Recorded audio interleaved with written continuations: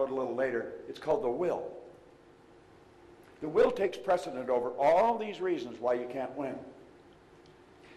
When John Kennedy was President of the United States, and he asked Dr. Wernher von Braun what it would take to build a rocket that would carry a person to the moon and bring him back safely to Earth. Von Braun didn't go on about all the scientists they'd need and all the money they'd need. He answered him in 5 words: the will to do it. This is exactly what he's saying. If you will lock into that idea, and if you have to borrow the money from your grandmother, do it and get into the idea. Set up multiple sources of income. I don't even know how many sources of income I got. I'm not interested. I treat it like a game. It's just something that I do. I do it because it's fun. All right? He said, any idea that is held in the mind, that's emphasized, that's either feared or revered, will begin at once to clothe itself in the most convenient and appropriate form available. Well, Ray Stanford sat down with me with that book, and he put an R on a sheet of paper. Then he put 3 letters down beside it, and he said, Bob, let this represent happiness, health, and wealth. Then he asked me if I thought he was a happy guy. I said, yeah, he seemed pretty happy to me. He said, have you ever seen me sick? And I had to admit I hadn't. He said, have you ever seen me when I was broke? And I had to admit I hadn't. Well, he said, you've got to be one of the most miserable people I've ever met. And I was. I was a very unhappy human being. And I had been unhappy, I think always. No, that didn't mean I didn't have periods of fun. I had fun, but fun is very short-lived and it's very shallow. Happiness is something long-lasting and it runs very deep. There's an enormous difference in the two. So I had fun off and on, but I had always been a pretty unhappy human being.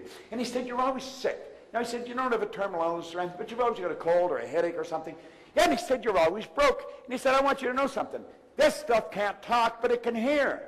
Yet if you call it, it'll come. Well, he had my attention. I thought, my God, yes, that's right. You know, I was ready to get a blowhorn and yell for it. Well, you see, I was earning 4 and I owed 6. So what he said was appealing, but I couldn't relate to it. My paradigm wouldn't even permit me to imagine myself where he was taking me. Now, this guy was very emphatic. I am very emphatic about this information. You may not agree with me. You may not believe what I'm telling you, but you know I believe it. Well, that's where I was at with him. I didn't really believe that I could do what he was saying, but I believe he believed I could. Yet he said, as long as you'll do what I tell you, I'll help you. I was telling the people at breakfast this morning, I got a rule in coaching. If you don't do what I tell you, I quit talking to you. And there's no refunds. That's the deal.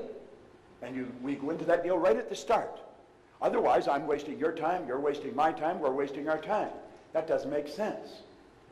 You see? Well, that was where I learned it. He said, as long as you do what I tell you, I'll help you. Yeah, and I had such confidence in him. I believe he believed in me. Yet he said, your way's not working. Why don't you try mine? Within a year, my income had gone to $175,000. Then it went over $1 million. I think earning money is probably one of the simplest things I've ever learned to do. I think it was easier than learning how to drive a car. It was a lot easier than learning how to build a PowerPoint slide. Oh yeah, no, it really was. You see? But I learned how to do it. Now here's my contention. If I could learn how to do it, anybody in this room could learn how to do it. Now, you see me standing here, I'm fairly articulate, and I'm quite comfortable in front of an audience. I used to be very shy, quiet, withdrawn person. I couldn't even stand up and ask a question in a group. And so he'd be looking at me, he's well-dressed, he earns all kinds of money, he's totally relaxed. You know, he's different than me.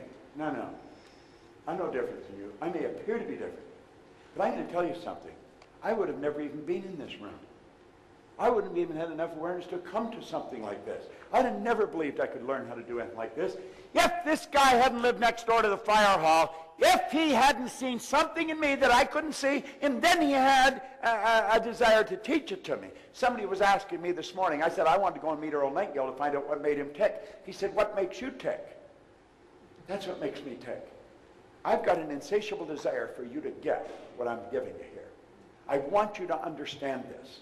I want you to know that like that you can change your life. It's simply a decision. I was listening to Pat yesterday, and he said something right at the start of his meeting.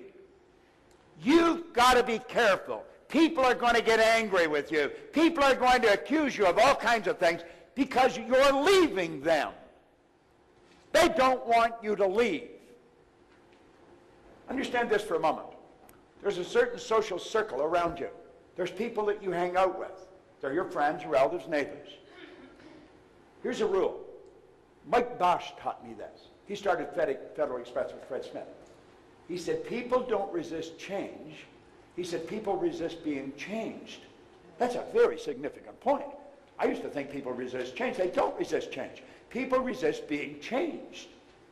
Well, you see, when you start on your path, and you're going to build the business or build businesses, you're going to change you, you're going to leave them. Oh, it isn't a quick divorce, but you're going to drift away. You're not going to have the time to sit and talk about nothing anymore. You've got more important stuff going on in your head. They don't want you to leave. You are forcing them to adapt to your absence, and they're fighting it. Now, it's a bit of a paradox because if you wired them up with a polygraph and said, do you want Harry or Betty to win? They'd say, of course we want them to win. But if you got into their emotional mind, we don't want them to leave. They won't talk to us. I hardly ever see them anymore. They got that great big car. Who do they think they are? What the hell do you expect them to do with the money? Bury it in a yard or something? Okay? They don't think. Well, that's what happened. My life changed. I immediately began following Napoleon Hill's teaching. I am a dyed-in-the-wool convert. And I decided, rather than copy the dummies, I was going to copy successful people. I remember one day, I walked into a bar, and I picked up a drink, and I looked at it, and I looked around, and I thought, they're all bums in here. And they were. Then I thought, my God, I must be too. I'm always here. Then I put that glass back down, and I said, I am never coming back, and I'm never going to pick that up again. And I never did. That was a long time ago. And you know, none of those guys have phoned to see if I was ill. I don't even think they know that I left.